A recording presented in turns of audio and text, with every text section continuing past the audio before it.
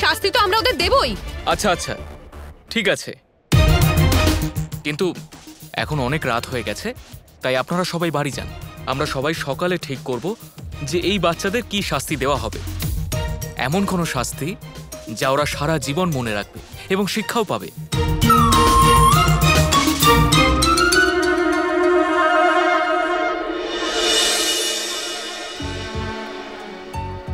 বলরামের সাথে বন্ধুত্ব করাটাই ঠিক হয়নি। সবাই আমাদের সঙ্গ ছেড়ে দিল, এমনকি মাও।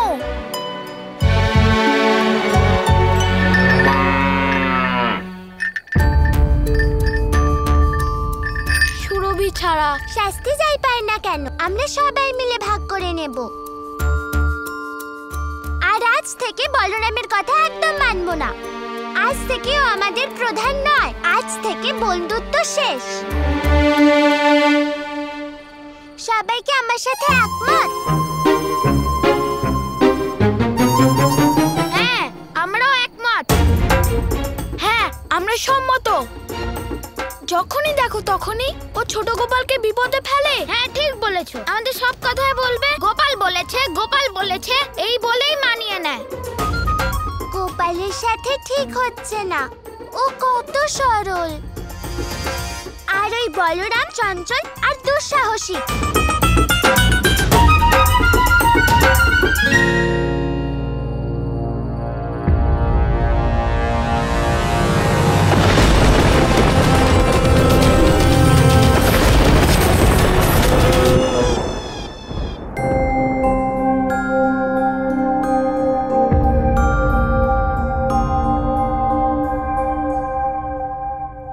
কি হয়েছে গোপাল? তুই খুব বড় হয়ে গেছিস তাই না সোনা? এখন আর মায়ের হাতে খেতেই চাইছিস না?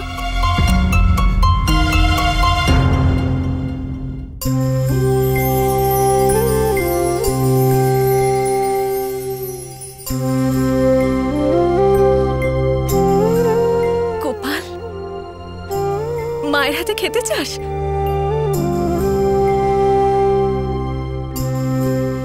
এই নে, খা।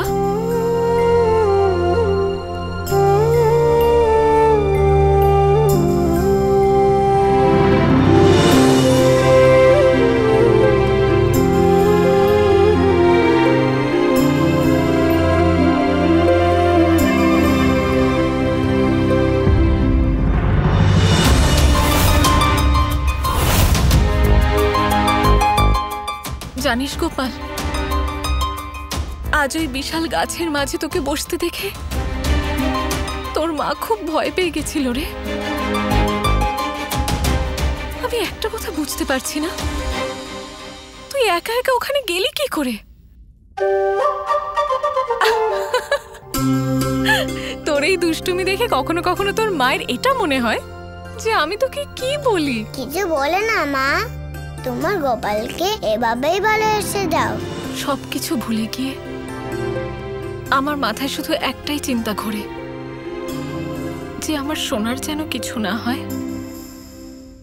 এই গোপালের আর কি হবে মা? যা বিপদ আসে সব তো এই গোপালের জন্যই আসে। আমাকে এখানে বিপদে ফেলে এখনো নিজে মায়ের হাতে খাবার খাচ্ছে। যশোদা, কি হলো দিদি? সুরভিকে দেখতে পাচ্ছি না, কি জানি কোথায় গেছে। দিদি, এই বাচ্চাদের সাথে থেকে আমাদের সুরভিও দুষ্টু হয়ে গেছে। আজ ওরা বকা খেয়েছে না, তাই ওদের পেছন পেছন গেছে। তুমি চিন্তা করো না, নিজেই বাড়ি চলে আসবে। হ্যাঁ মা, চিন্তা করো না, সুরভি চলে আসবে।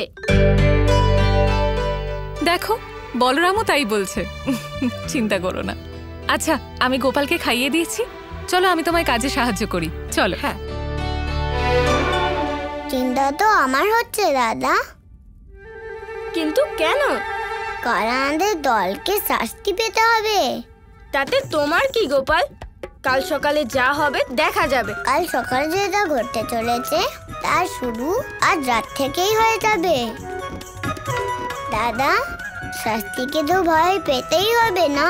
আপনি বাদ দিন গোপাল মশাই, আপনি তো খাবার খেয়ে নিয়েছেন। শাস্তির জন্য ভয় পেয়ে চিন্তা করার আপনার কোনো প্রয়োজন নেই। আমি তো এখনো পর্যন্ত খাবারও খাইনি।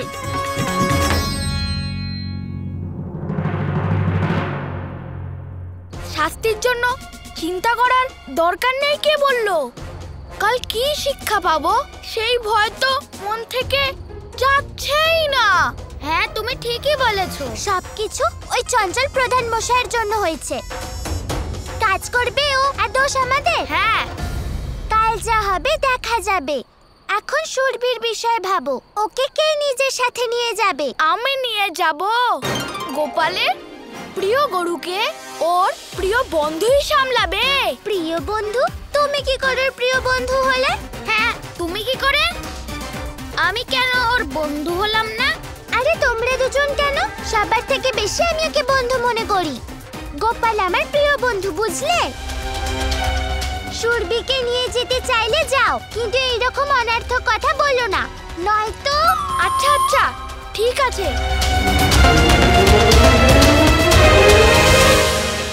চলো সুরভি।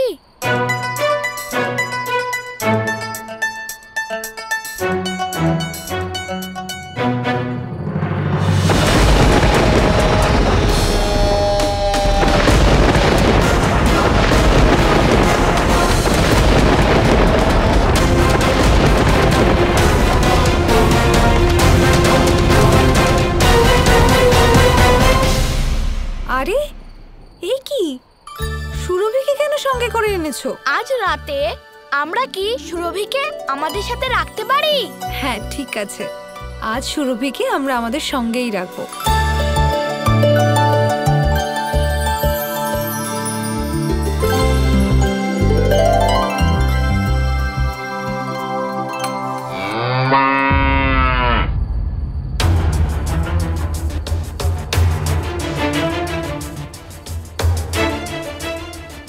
আরেকটা বাছুর, এটা আবার কে? মা, একেও আমরা রাখবো? না পুত্র, আমাদের কাছে এত সামর্থ্য নেই যে ওর সেবা করতে পারবো। ক্ষমা করে দিও বন্ধু। মা ঠিক কথা বলেছে, আমরা তোমাকে আমাদের সাথে রাখতে পারবো না।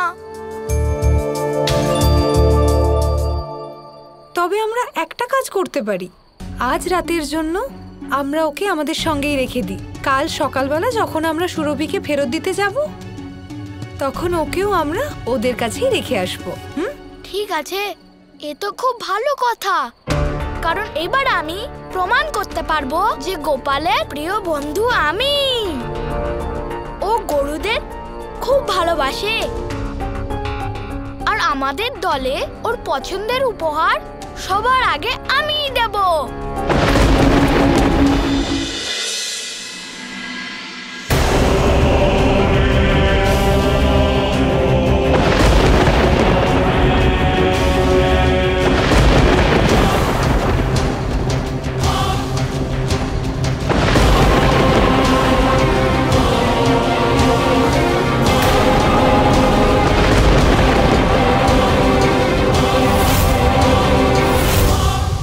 আমি যেমনটা চাইছিলাম ঠিক তেমনটাই হচ্ছে।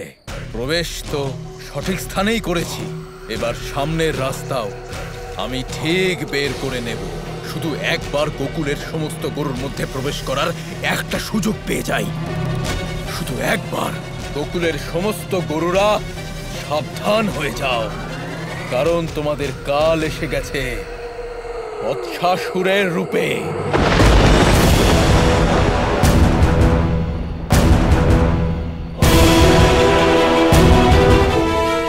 আর দেবতাদের প্রিয় সুরভি, তুমিও তোমার কালকে শীঘ্রই দেখতে পাবে।